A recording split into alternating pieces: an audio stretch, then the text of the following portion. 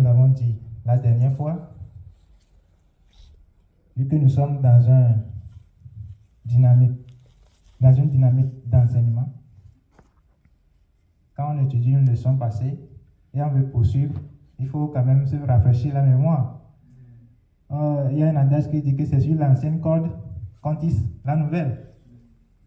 Si je viens aujourd'hui, je commence par dire des choses et que il se fait que vous avez tout oublié, je vais parler jusqu'à finir, mais vous n'allez rien retenir ou vous n'allez rien gagner. Donc, il est vraiment important pour nous de nous fixer des objectifs dans la vie. Nous allons lire 3 Jean, le verset 1er. 3 Jean, le verset 1er. Pardon, le chapitre 1er, j'allais dire le verset 2. Si quelqu'un trouve cette partie, peut nous le lire. 3 Jean 1.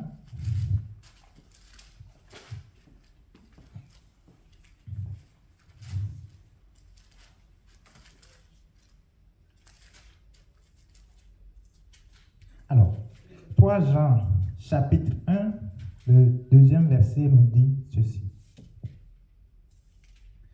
Bien-aimé, je souhaite que tu prospères à tous égards et sois en bonne santé comme prospère l'état de ton âme. Je vais relire une fois encore. Bien-aimé, je souhaite que tu prospères à tous égards et sois en bonne santé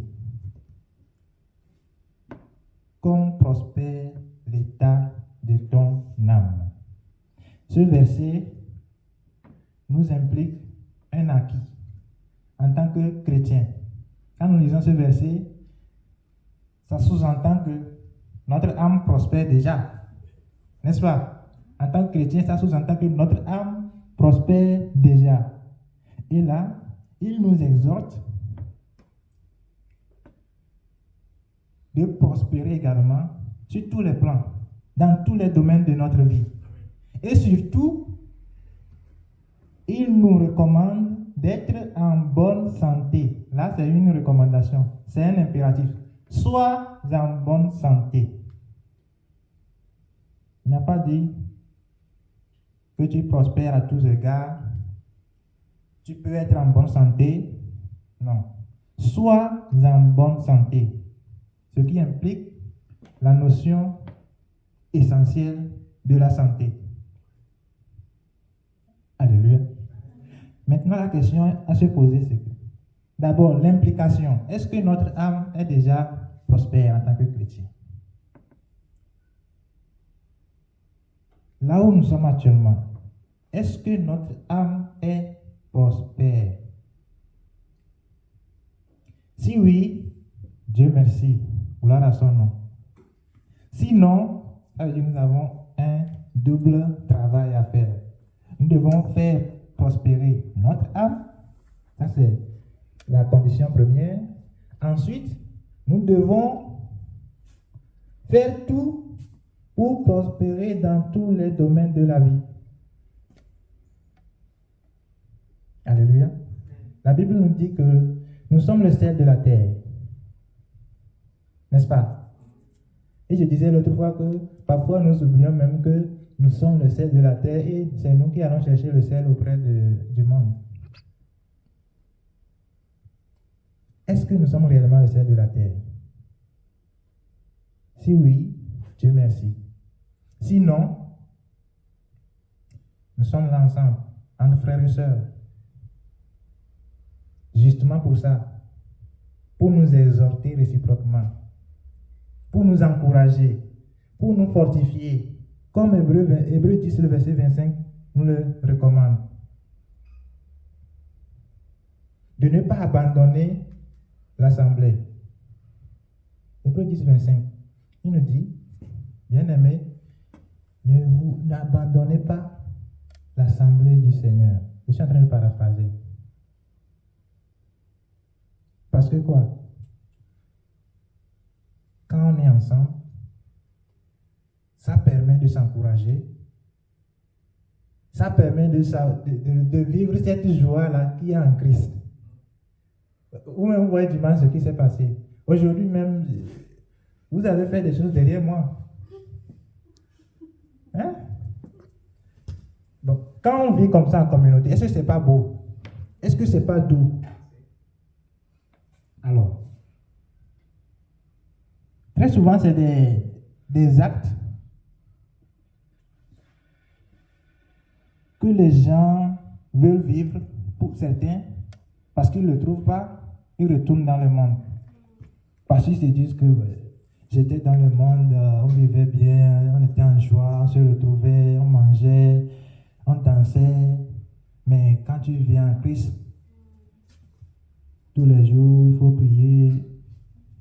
En fait, c'est aussi parce que eux aussi n'ont pas compris. Sinon, en rien, la Bible n'a dit que les chrétiens ne doivent pas se réjouir.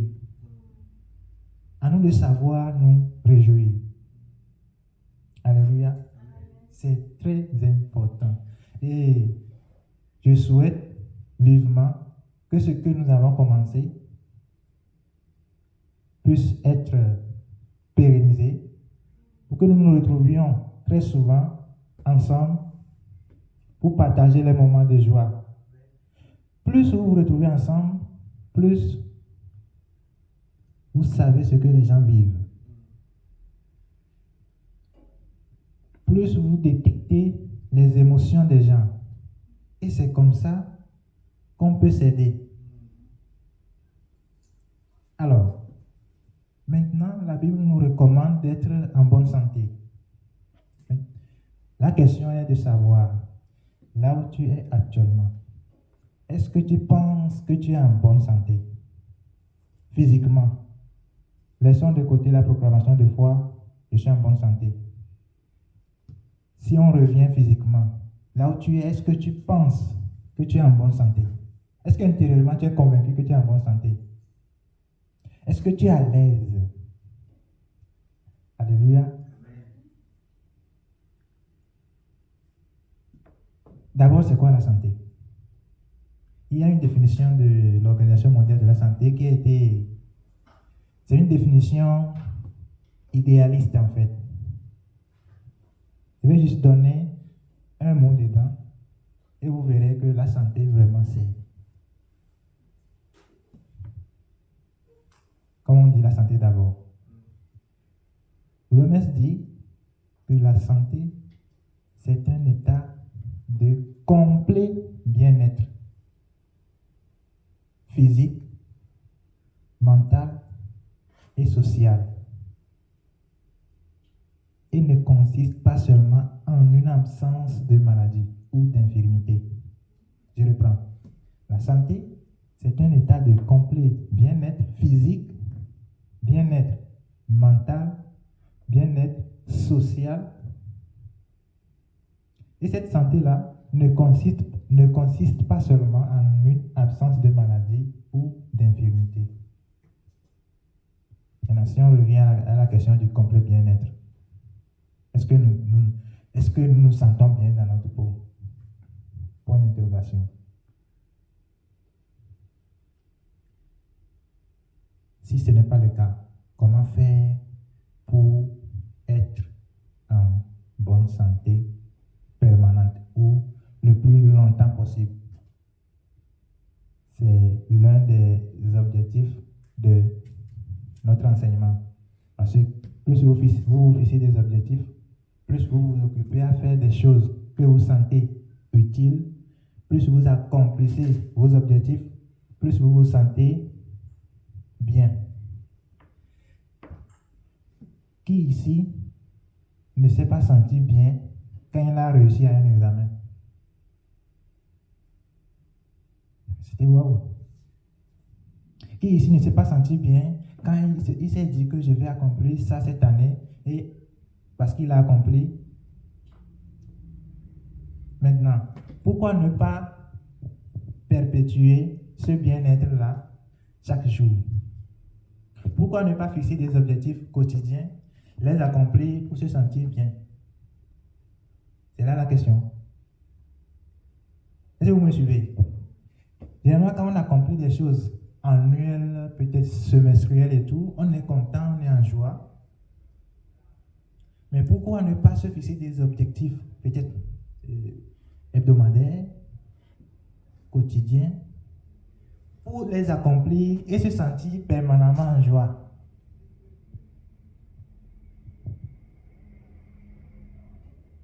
Maintenant, la question c'est comment?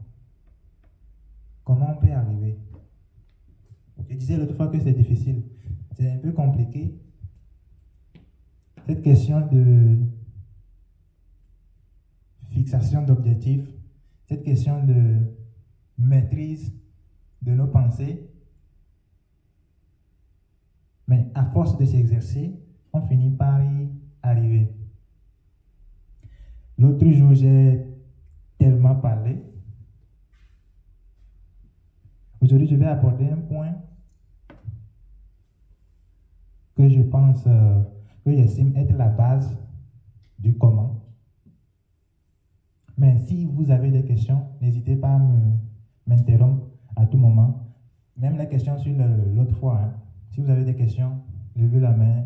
Voilà. Parce qu'aujourd'hui aussi, on n'a pas assez de temps. Alléluia. Est-ce que quelqu'un a déjà une fois entendu parler de la cohérence cardiaque? Cohérence cardiaque. Quelqu'un a déjà entendu parler de ça? Non? Nobody. Ne vous inquiétez pas. Ce n'est pas parce que vous n'êtes pas du domaine de la santé. Non. Même des médecins, même des spécialistes en santé, plusieurs ne connaissent pas. Parce que c'est une notion relativement récente. Voilà. C'est quoi en fait la cohérence cardiaque? Pour arriver à ça, il faut que je vous explique certaines choses. Vous savez, généralement, on apprend à connaître certains organes sur notre corps. Mais ce qu'on a très souvent ignoré, c'est que nous, en tant qu'humains, on ne cherche pas vraiment à nous connaître. Généralement, on dit connais-toi toi-même. C'est ça, non? Généralement, on le pense aussi sur le plan spirituel, beaucoup plus. Mais sur le plan physique, est-ce qu'on se connaît? Du coup, je vais vous amener à faire un peu de médecine ce soir. Parce que c'est important. Je parle souvent de pensée consciente, pensée inconsciente ou bien subconsciente. Parce qu'il y a des choses que nous voulons faire. Souvent, nous disons que je veux bien faire ça, mais je n'arrive pas. Je veux bien, mais je n'arrive pas. Tu n'arrives pas, pas forcément parce que tu ne veux pas. Déjà, tu dis que tu veux. Mais pourquoi tu n'arrives pas?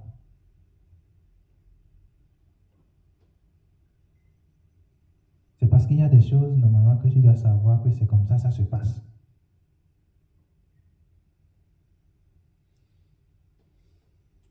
J'aime toujours citer ces chiffres sur le plan neuroscientifique, que nous avons environ 70 000 pensées chaque jour, quotidiennement. Et 90 à 95% de ces pensées étaient déjà présentes la veille. Ce qui veut dire aujourd'hui, là où nous sommes, les 70 000 pensées qui vont traverser votre esprit, il y avait déjà 90% qui étaient déjà là hier. Ce qui fait que les gens vivent presque quotidiennement dans le passé. Et si vous vivez présentement dans le passé, votre futur est prévisible. Parce que si vous ne changez pas la tendance et vous restez dans cette histoire de 90%, 95%, votre futur est prévisible. Vous allez vouloir accomplir des choses, mais vous ne pouvez pas. Maintenant, on avait fait un petit exercice l'autre fois, je disais de fermer les yeux pendant 20 secondes et de se concentrer sur une seule idée à la fois et d'essayer de voir si vous arrivez ou pas. Les gens témoignaient. C'était pas facile, c'était une lutte. Parce qu'une fois que tu fermes les yeux, tu te concentres sur tout ce que vous avez fait aujourd'hui. C'était à Leclerc, je ne sais pas. Tu vas voir qu'entre-temps, une idée passe. Non, rappelle-toi l'autre fois que voilà, tu étais là, ce monsieur-là a voulu t'insulter. Rappelle-toi que ça traverse comme ça. On n'arrive pas à se maîtriser. Maintenant, comment se maîtriser? Un des débuts, c'est la pratique de ce qu'on appelle la cohérence cardiaque. Comment ça se fait? C'est un exercice juste de respiration.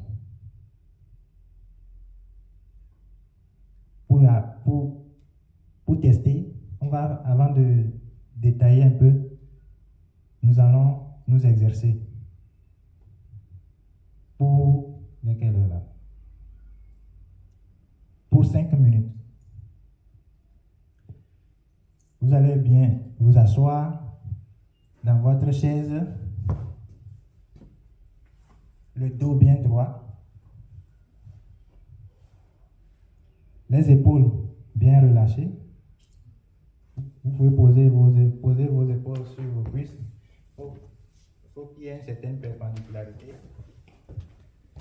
Comme ça. Voilà, c'est super global. Votre dos est bien droit. Épaules relâchées. C'est bon? Si vous êtes tous dans cet état, alors on va... C'est bon pour tout le monde, sauf pour le caméraman. C'est bon? Ok. Si c'est bon, vous regagnez votre place. L'exercice consiste à faire quoi? À inspirer profondément pendant 5 secondes, à expirer ensuite pendant 5 secondes, et ainsi de suite. D'accord? Voilà. Maintenant, comment est-ce que vous allez inspirer profondément? Faites gonfler votre ventre. Quand vous faites entrer de l'air, quand vous inspirez, faites gonfler votre ventre. Autant que vous pouvez durant les 5 secondes. C'est bon? On peut aller? Alors, nous allons faire un tour. Si vous voulez, vous pouvez fermer les yeux pour vous concentrer. Nous allons faire un tour dans le jardin d'Éden. Voyez un peu ces roses qui sont dans le jardin. Voyez un peu la verdure du jardin. Maintenant, inspirez.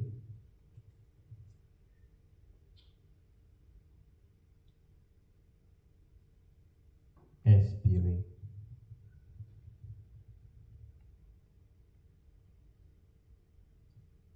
Inspire.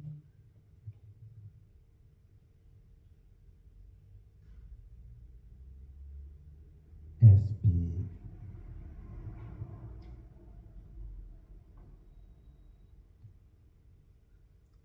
Inspire profondément.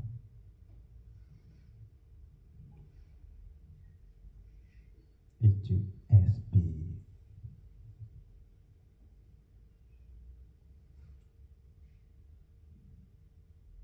Inspire. Faites entrer de l'air au maximum. Faites gonfler votre ventre. Expire.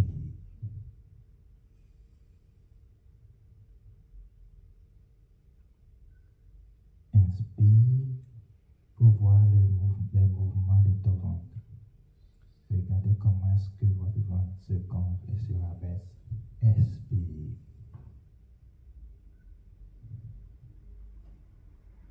Inspire profondément.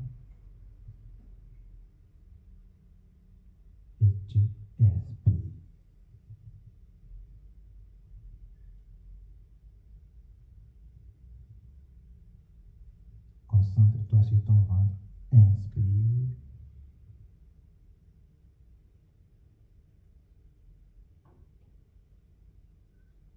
Expire.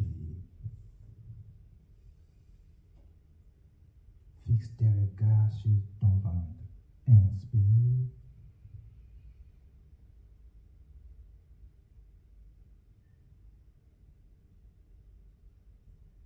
Expire.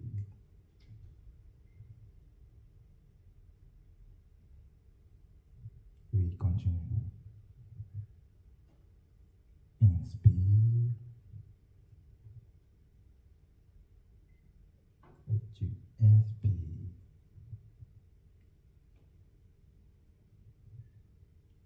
Regarde à quel point ça fait du bien. Inspire.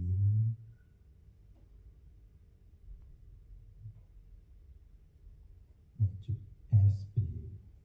Concentre-toi sur les mouvements de ton ventre. Inspire.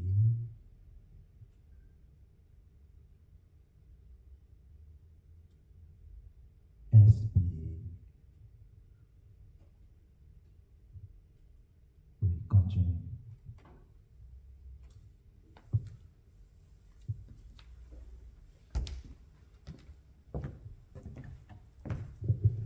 Alors, on revient.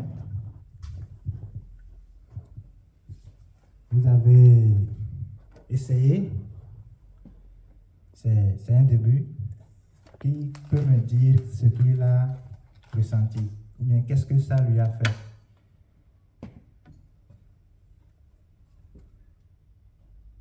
Relax.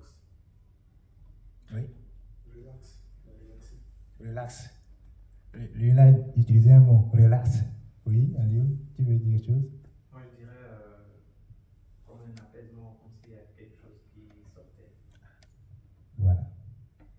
C'est faux là? Moi, ça m'a détendu. Ah oui. Amanda? Ça relaxé aussi. Ouais, tu as failli dormir, c'est ça? C'est ça. Non, c'est vrai. C'est vrai que quand vous faites ça avec certaines personnes, si on prolonge un tout petit peu, vous allez voir que certains peuvent commencer par dormir. Parce que ça apaise. Oui. En fait, la cohérence cardiaque, c'est ça. Mais c'est basé sur quoi? Quand vous voyez un bébé respirer, qu'est-ce que vous constatez? Ceux qui ont eu des bébés, je suis sûr que tout le monde a déjà vu un bébé respirer ici. Peut-être qu'ils n'ont pas prêté attention. Le bébé respire par quoi?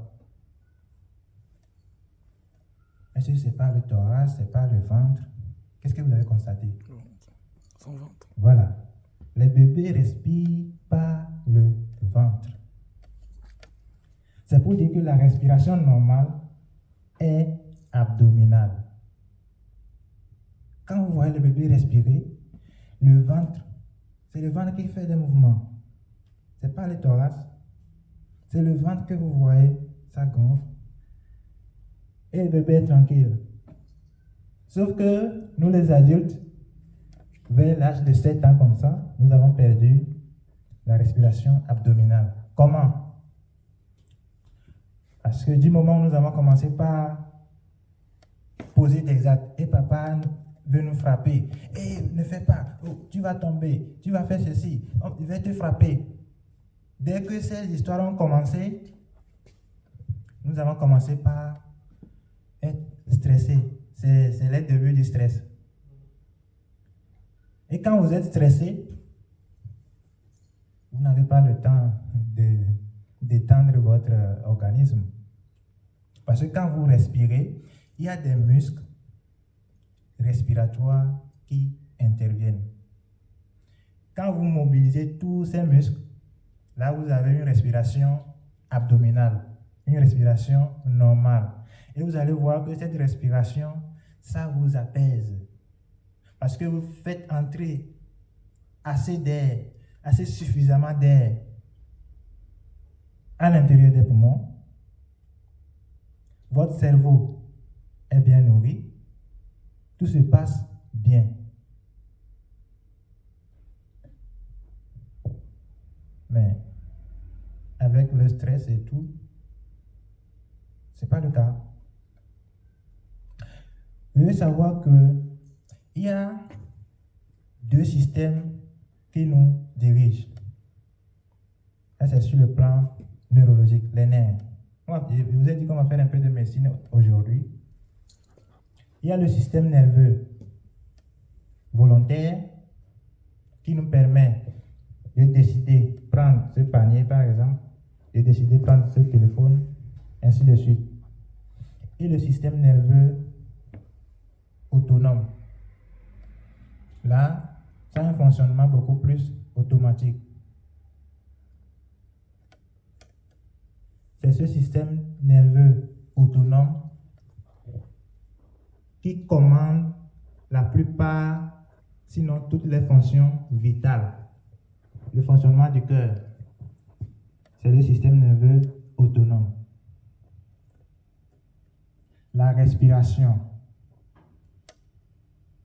Beaucoup de fonctions qui nous permettent d'être en vie sont régies par le système nerveux autonome. Autonome pour dire vraiment qu'il est autonome. Il fonctionne de lui-même. C'est automatique. Sauf que plusieurs facteurs vont agir sur le fonctionnement de ce système. Maintenant, prenons la partie du système nerveux autonome. La partie du système nerveux autonome est scindée en deux parties. Il y a ce que nous appelons le système orthosympathique. Généralement, pour ceux qui veulent lire après, vous allez voir, on parle de système sympathique. Mais retenez le système orthosympathique, SOS. Avec ce sigle-là, pour pouvoir retenir ça, système nerveux orthosympathique. SOS. Qui dit SOS dit quoi? Danger. D'accord? Et l'autre système qui fonctionne de manière automatique, c'est le système nerveux parasympathique. Alors, qu'est-ce que le système nerveux parasympathique fait? Il s'occupe de la relaxation, par exemple, de la réparation, de la digestion. Donc, quand vous mangez, vous voulez digérer là. C'est pas vous qui dites, bon, mon estomac, je viens de t'envoyer 3 boules de je ne sais pas quoi là. Il faut commencer la digestion, non. C'est automatique. Et c'est le système parasympathique qui s'occupe de ça. Du coup, c'est un système qui produit, qui fabrique de l'énergie. Le sommeil, c'est le système parasympathique. Maintenant, tout ce qui concerne le système orthosympathique, SOS, c'est tout ce qui est lié aux réactions de fuite ou de combat. Hein? Je disais danger. Quand il y a danger, qu'est-ce que nous faisons? Soit nous voulons fuir, ou soit nous disons que nous sommes prêts, nous voulons combattre. Maintenant, ce qui est bien pour pouvoir agir sur cet automatisme, je disais que quoi? La respiration est régie par le système autonome, parasympathique. Mais nous pouvons agir sur notre propre respiration. Je peux décider de respirer comme je peux décider de respirer très lentement. Jusqu'à un certain niveau, je peux supporter. Mais je ne peux pas décider du nombre de fois que mon cœur bat. Je ne peux pas appuyer sur mon cœur que voilà, toi il faut battre comme ça à tel rythme. Mais je peux décider sur ma respiration. Or,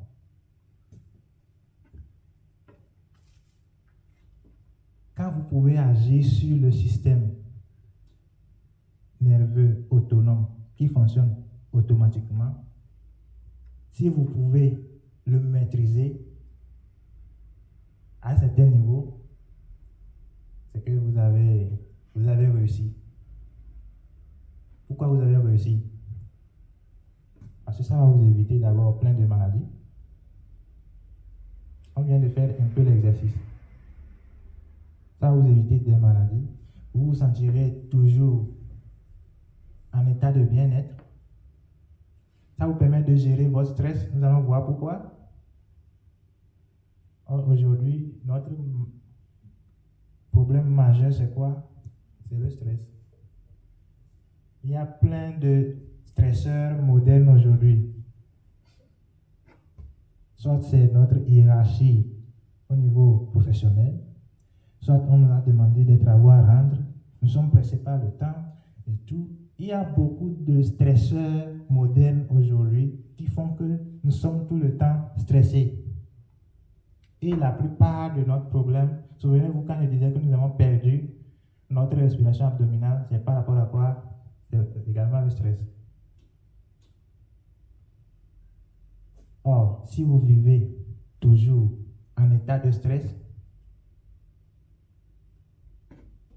c'est qu'il y a un déséquilibre entre le système de danger, SOS, et le système de réparation, le système de repos, le système de récupération.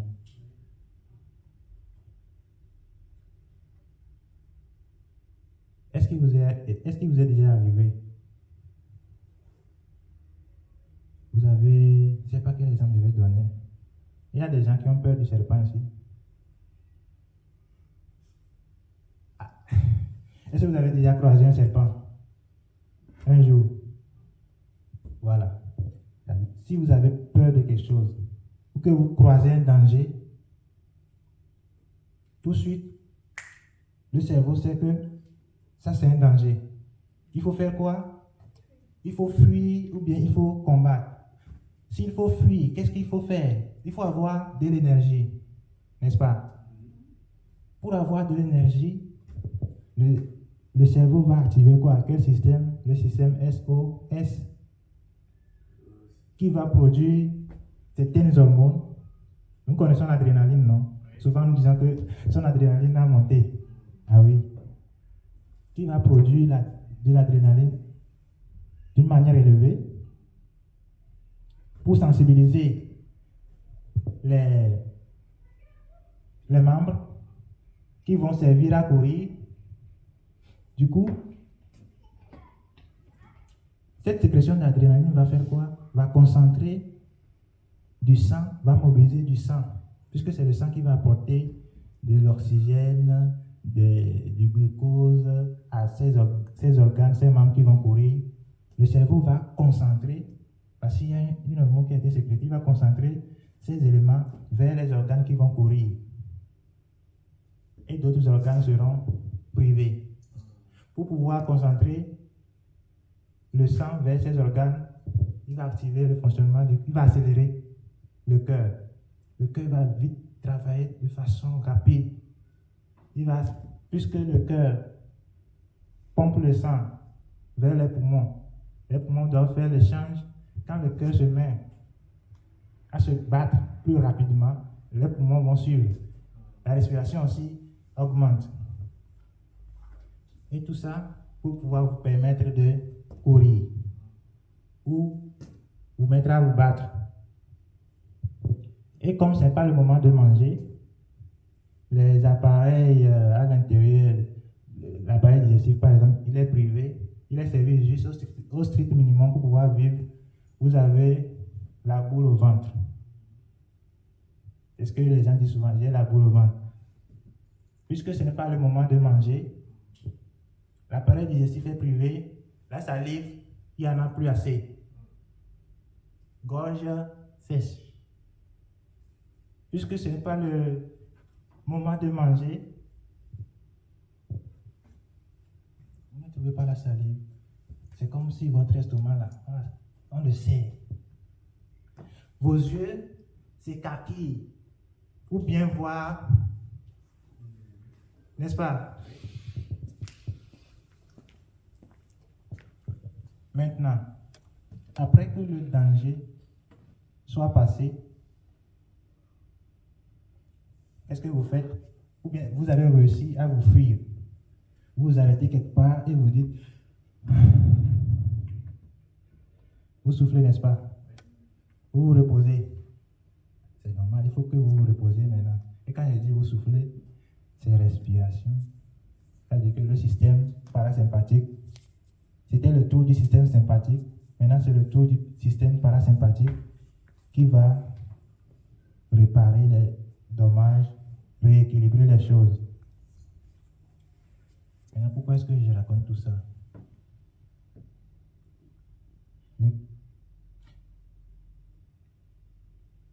Est-ce que, quand nous parlons de danger, est-ce que vous pensez que vous pouvez vivre permanemment le danger et être à l'aise? Est-ce qu'on peut être là, on ne fait que courir à chaque fois? C'est pas possible.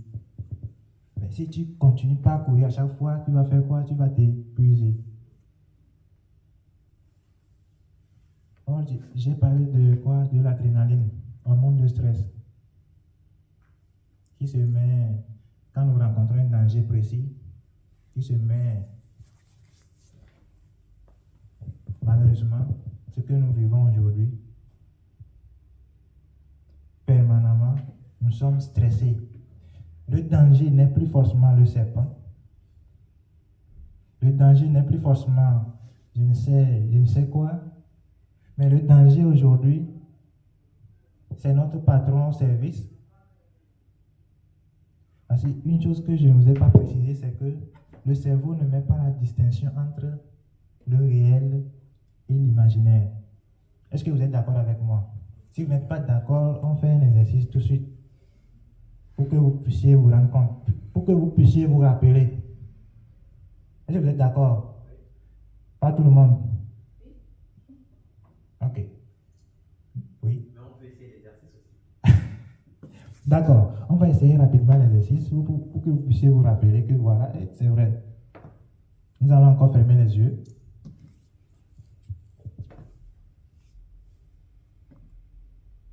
Bon, ceux qui sont droitiers, prenez votre main droite, prenez le couteau, fermez les yeux. Avec votre main gauche, prenez un citron et coupez le citron en deux. Alors, si c'est fait, prenez un morceau, pressez le citron sur votre langue. Vous l'avez essayé? Vous l'avez essayé? Qu'est-ce qui s'est passé? La salive. Il y a d'autres même. Les joues là, ça se contracte parce que c'est aigre. Oui, le cerveau ne met pas la différence entre le réel et l'imaginaire. Ce qui fait que aujourd'hui, le danger, ce n'est plus le serpent. Le danger, ce n'est plus la peur des hauteurs. Pour certaines personnes, quand ils se retrouvent en haut, ils ont peur. Ou bien d'autres, c'est quand ils se retrouvent dans les foules qu'ils ont peur. D'autres, c'est pour parler en public qu'ils ont peur. La peur, ce n'est plus ça. Ce n'est plus le serpent et tout. Mais la peur aujourd'hui, c'est le patron service. La peur aujourd'hui, c'est ce travail qu'on t'a demandé de rendre au plus tard à tel jour. Et aujourd'hui, à 2 jours du délai, tu n'as pas encore fini. C'est ça le danger aujourd'hui. Le danger aujourd'hui, c'est tes amis, tes collègues qui vont se moquer de toi parce que tu n'es pas ci, tu n'es pas ça. Vous voyez qu'aujourd'hui, on a plusieurs sources de danger pour le cerveau. En réalité, qui ne sont pas des dangers. Mais quand même, c'est des dangers pour le cerveau parce que nous sommes pressés par ce délai, nous sommes stressés, ça nous fait peur. Une fois que ça nous fait peur pour le cerveau, c'est un danger. Et comme pour le cerveau, c'est un danger, qu'est-ce qu'il va faire? Il va activer le système SOS. Système SOS activé, production d'hormones de stress. À chaque fois, il va mobiliser l'énergie pour fuir ou pour combattre. Notre cœur, au lieu de battre à un rythme plus bas, bat plus ou moins permanemment à un rythme élevé pour pouvoir fuir. Sauf que nous ne fuyons pas. Du coup, permanemment, hormone de stress, il mobilise les membres à fuir, à combattre, à fuir, à combattre, à fuir, à combattre. À un moment donné, ça devient une course de marathon là. Il s'épuise, dépression. Vous avez épuisé, l'organisme est fatigué. Il est tellement imbibé de ces hormones qu'il est fatigué. Vous n'avez plus d'énergie.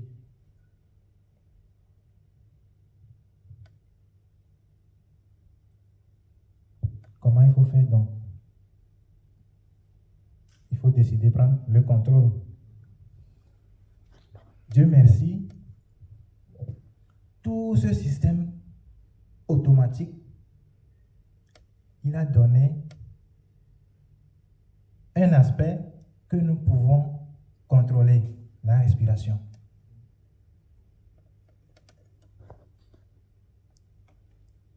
Et si vraiment, nous voulons vraiment reprendre le contrôle de notre vie, il va falloir, avec ce petit exercice que nous venons de faire, vous avez vu comment vous vous êtes senti. Donc ce n'est pas, je ne veux pas passer par 1000 moyens pour démontrer ça.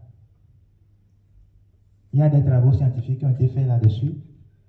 Il y a des livres qui ont été écrits. Mais juste par ce simple exercice, si vous trouvez que ça vous a fait du bien, pourquoi ne pas continuer par le pratiquer? Parce que plus vous allez faire cet exercice, plus vous allez vous sentir mieux. Peu importe la situation que vous vivez, peu importe le stress que vous vivez, une fois que vous vous mettez consciemment à respirer, à prendre conscience de votre respiration abdominale, à fermer les yeux, et en voyant les mouvements de votre ventre. Pourquoi vous devez voir les mouvements de votre ventre? C'est pour éviter que vous soyez distrait. Parce que actuellement, je suis en train de parler, vous me regardez. Comme vous me regardez, rares sont des pensées qui vont venir traverser votre esprit parce que vous êtes concentré sur moi. C'est comme ça que fonctionne le cerveau. Si vous êtes concentré sur quelque chose, surtout il faut que la chose soit en mouvement. Parce que si vous vous concentrez sur quelque chose qui n'est pas en mouvement, après un moment donné, le cerveau se lasse, ça flotte. Dieu merci, notre respiration, l'abdomen est en mouvement permanent. Du coup, si vous prenez conscience de cette respiration, que vous voulez pratiquer quotidiennement, ça vous permet en fait, plus vous allez le faire, plus vous allez vous sentir mieux. Si vous vous réveillez le matin et vous vous mettez à faire ça, peu importe, je dis bien peu importe, parce que c'est un truc, comme on le dit, c'est automatique. Du coup, comme vous le contrôlez, ça agit sur les autres effets automatiques. C'est comme ça que vous irez au service et vos collègues vont vous trouver. Mais aujourd'hui, je ne comprends pas là. Et plus ça va devenir une habitude pour vous, plus ça vous fera du bien. Parce que soyez sûr, presque toutes les maladies que nous avons aujourd'hui sont liées au dérèglement de ce système SOS par rapport au système de repos. Et les médicaments qu'on va vous donner, qu'on vous prescrit, presque tous, c'est pour rétablir cet équilibre-là. C'est pour rétablir cet équilibre système SOS et système de relaxation. Ce qui fait que pour certains, on va leur donner des médicaments, mais ça ne va pas marcher. Parce que ce qui cause même la maladie est là. Si tu veux traiter le paludisme chez un malade, tu lui donnes le médicament du paludisme. Il est guéri de cet épisode de paludisme. Mais chez lui à la maison, il n'a pas de moustiquaire. Il n'a pas de... Tout autour de lui, c'est des eaux un peu partout, tout ce qui peut favoriser la présence des moustiques. Si tout ça là n'est pas dégagé, dans 2 mois, dans 1 mois, dans 2 mois, il va revenir pour le paludisme. Tu vas encore lui donner les médicaments. Il va encore prendre, il va guérir de l'épisode. Mais il va encore revenir parce que ce qui entraîne l'effet n'a pas été éradiqué. Malheureusement, c'est cette médecine-là qu'on a aujourd'hui. Que vous le vouliez ou pas. La médecine d'aujourd'hui, c'est ça.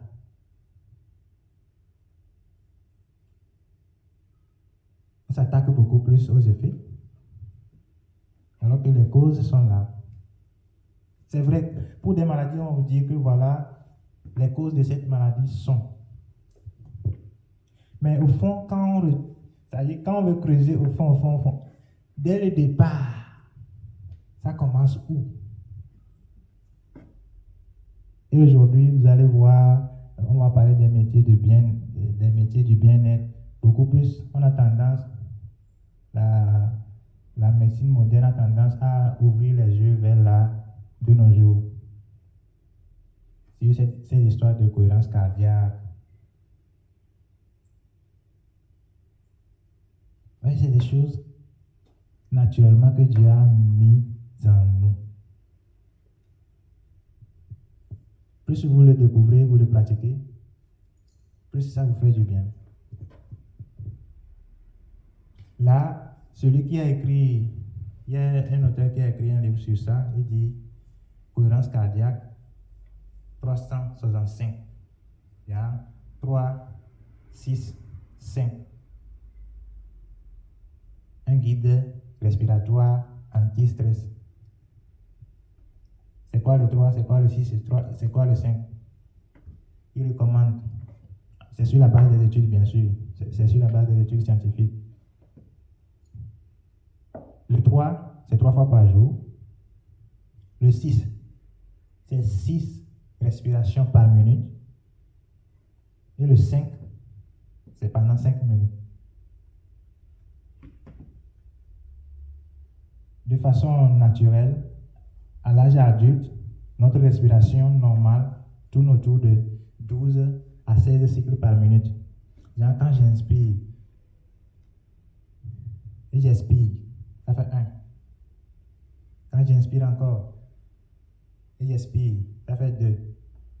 Là où vous êtes assis tranquillement comme ça, la normale pour vous, c'est autour de 12 à 16.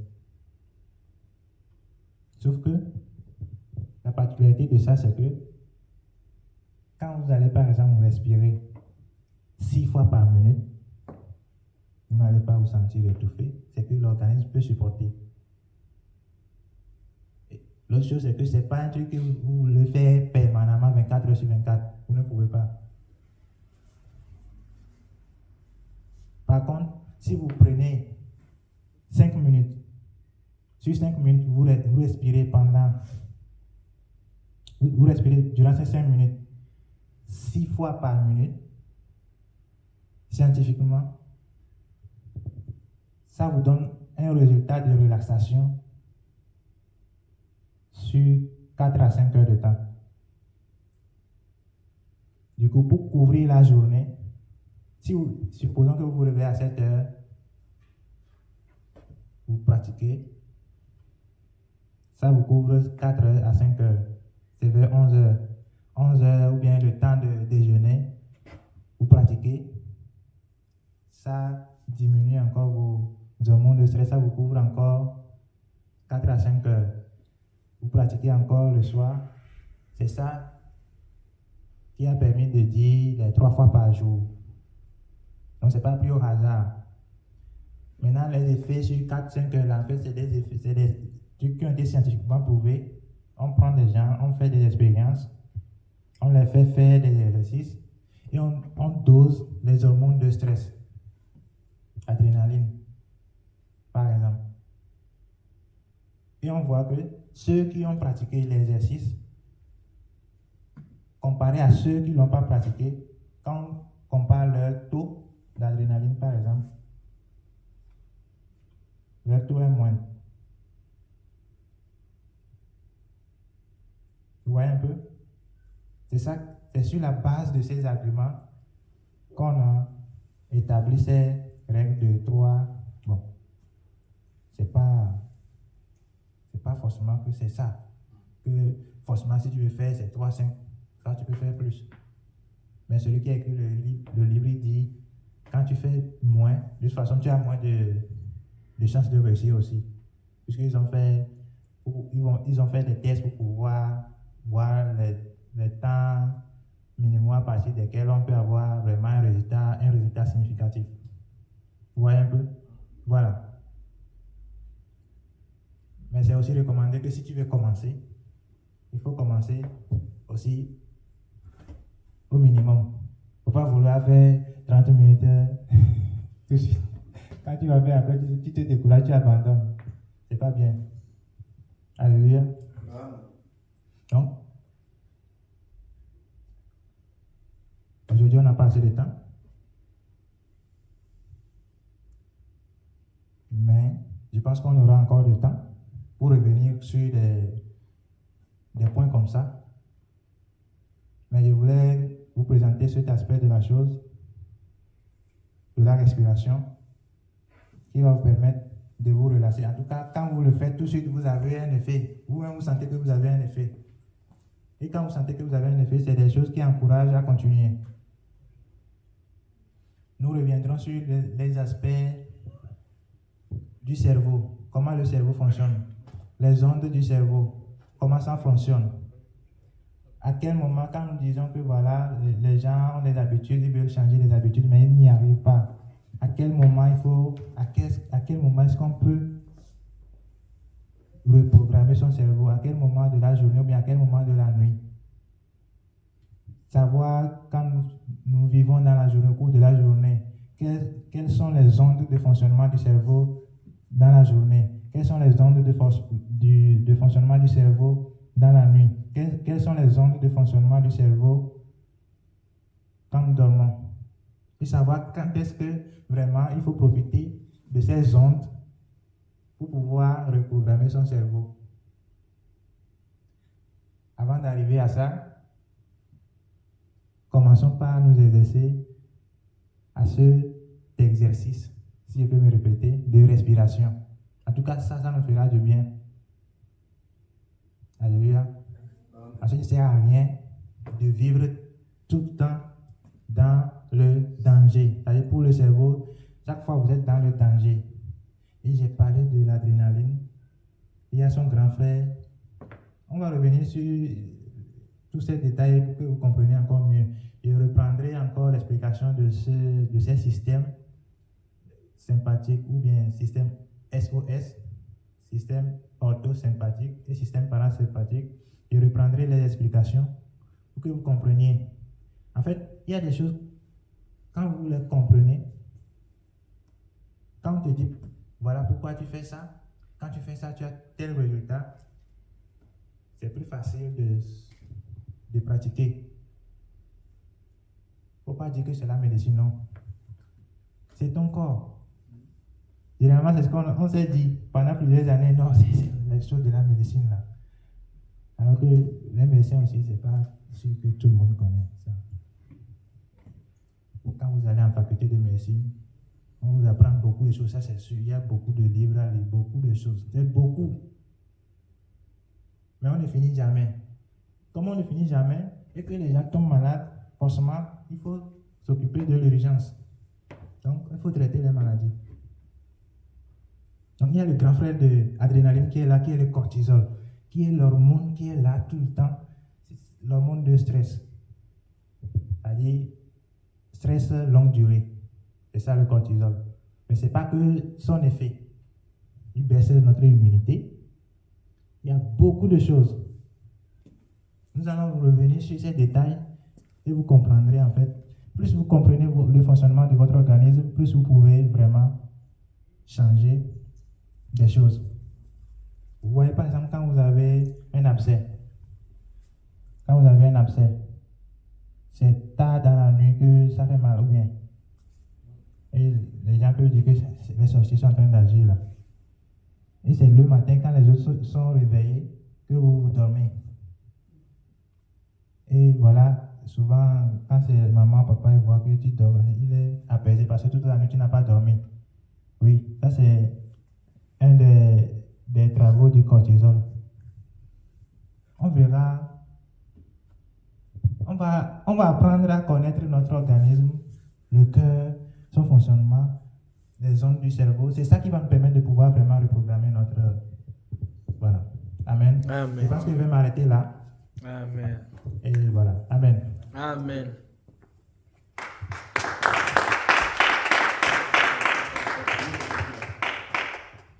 Amen, amen. Et il faut lire le livre de Proverbes. On dit que Dieu n'est pas... L'homme n'a rien créé, amen. Dieu n'est pas scientifique, mais Dieu a parlé de la science. Amen. Et Dieu a dit, dans Proverbes, il parle de la sagesse et il parle de la science. Et j'ai aimé ce que le Dieu a dit, il a parlé de SOS, hein, mais il a parlé de OCS moderne. Hein. Le péché était S ou S. Ouais, voilà pourquoi il y a des versets que Dieu a dit, il a parlé du verbe fuir. Il y a des versets dans la Bible, dans 1 Corinthiens 6, il dit quoi? Fuyez l'impudicité, fuyez l'idolâtrie.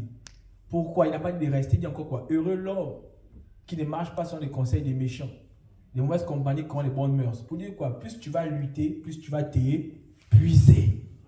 C'est que l'homme de Dieu passait le temps à démontrer là. Plus on va lutter, lorsqu'on est épuisé, qu'est-ce qu'on fait? On encaisse maintenant les coups. Vous avez vu deux personnes qui se battent? Les deux sont chauds au début, non? Mais celui qui est plus résistant va finir par taper l'autre. Ça veut dire que quand tu mets l'autre un coup, deux coups, mais tu es fatigué, tu n'as pas sur le cardio. On ne pas les cardio. Tout ça, c'est lui qui a créé. Il t'apprend seulement, on dit que toi, tu prospères comme l'état de ton âme. Mais vous avez bien entendu, il a dit, mais est-ce que tu connais l'état aussi physique? Et même l'onction nous dit que l'onction travaille avec le corps. Si tu ne te reposes pas, tu vas être épuisé. On a vu des hommes qui sont morts de fatigue, des hommes de Dieu. Hein? Donc, quand l'homme de Dieu parle de SOS, aujourd'hui, le serpent, c'est qui? Le stress. Tu as tellement stressé parce que quoi? L'église, on te dit de vivre la sanctification.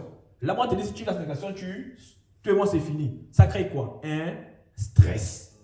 Et quand tu es stressé, tu ne choisis plus. Tu es influençable. Tu es oppressé. Et celui qui est oppressé perd quoi? La maîtrise de soi. Et la Bible dit dans les fruits de l'esprit, parce que pour revenir à ce qu'il disait, il y a la maîtrise de soi. Donc tout ce qu'il a enseigné là, c'est vrai. Vous savez, le problème aujourd'hui, c'est qu'il a tué l'église. Hein? C'est tellement ce qui a tué l'église. Mais on a fait croire à l'église que la science c'est pour là-bas. Mais le premier même à nommer les animaux, c'était l'homme. Vous voyez, pendant qu'il parlait, l'homme, Dieu me disait quoi c'est? En donnant à Adam le pouvoir de nommer, l'homme a continué à nommer derrière Adam. Parce que c'est plus Adam qui a nommé les poumons. C'est dans l'homme. Mais l'homme, Dieu a donné l'homme la capacité, non seulement de travailler sur son âme, mais après la d'abord le corps, on est sur cette terre. Voilà pourquoi beaucoup d'entre nous mourront vite. Parce qu'on a négligé certaines choses. Amen. Et je vous en supplie, quand Dieu parle de la connaissance, il n'a pas simplement généralisé. La Bible parle de tout. Et l'homme, lorsqu'il parle de ça, il ne dit pas non, je n'ai rien compris. Non, il a bien commencé, il a pris un verset, il a parlé, je veux que ton âme prospère. Et là, il a démontré de la manière physique. Beaucoup d'entre nous, comme on dit, parfois, nous sommes des malades qui s'y ignorons. Amen. Alors, ces cours-là sont importants. J'ai entendu parler de l'un des pères spirituels de Papa Dépôt, Copeland, je ne sais pas trop. Il dit que Dieu lui a demandé de vivre jusqu'à 120 ans. Et pour ça, Dieu lui a demandé un service, qu'il doit réduire certains aliments. Mais comment Dieu peut dire ça? Et dans Jérémie, on dit le baume de Galate. Et dans Jean, Matthieu, il dit quoi? Il dit le médecin par excellence. Même Dieu, quand il parle de médecin, il dit quoi? C'est quelqu'un qui soigne. Et on ne peut pas soigner si on ne connaît pas le corps. Mais dans Jacques, il parle encore de quelque chose de la pensée que l'homme de Dieu a parlé. Il dit quand vous péchez dans Jacques 1, verset 12, il dit quoi? C'est votre pensée. Bon, Dieu parle de la métaphysique. L'homme n'a rien créé. L'homme est venu dérouler. L'homme est comme un garagiste, vous voyez. Il n'est pas créateur, mais il est celui qu'on appelle ça en qualité l'amélioration continue. L'homme est là pour améliorer le corps. Il n'a pas créé, mais l'homme améliore le corps. Mais pour améliorer, il faut connaître toutes les pièces. Donc je crois que l'homme de Dieu était bien précis. Amen. Parce que c'est comme le on est sur les réseaux sociaux. Hein? On va maintenant dire, oh, hein? C'était le docteur. Hein? Comme Papa Marcelo a dit qu'il faut bien préciser. Tu vois, l'homme de Dieu, pourquoi je vais venir préciser? Il a dit, il y a un homme de Dieu qui a fait la fornication. Je recommence, il y a un homme de Dieu, ce n'est pas moi. Parce que dans les réseaux sociaux, ils ont cette capacité de prendre. Vous voyez? On a dit dans la Bible que cherchons ce qui est dangereux pour nuire à Daniel. L'homme va toucher ce qui est dangereux pour nuire. Amen. Mais nous, on prend le plus important. Voilà pourquoi j'ai seulement terminé. C'était dans le bon, continue comme ça. Amen. Amen. Même Dieu a créé les docteurs. Lui, c'est un docteur. De manière dans le travail. Et remarquez, même vous avez vu, lui, il rentre, il ressort. J'ai dit que je suis pressé à me faire courir tout à l'heure. Que je crois qu'on aurait le temps. Amen. On aurait d'autres choses. Et on croit que notre Père, Pasteur André va donner encore. On est là-bas parce que c'est important d'avoir un Père. Amen. On va reconnaître ce qu'il a corrigé. Mais on est là aussi pour s'encourager. Amen. Amen. Que Dieu nous bénisse. Hein?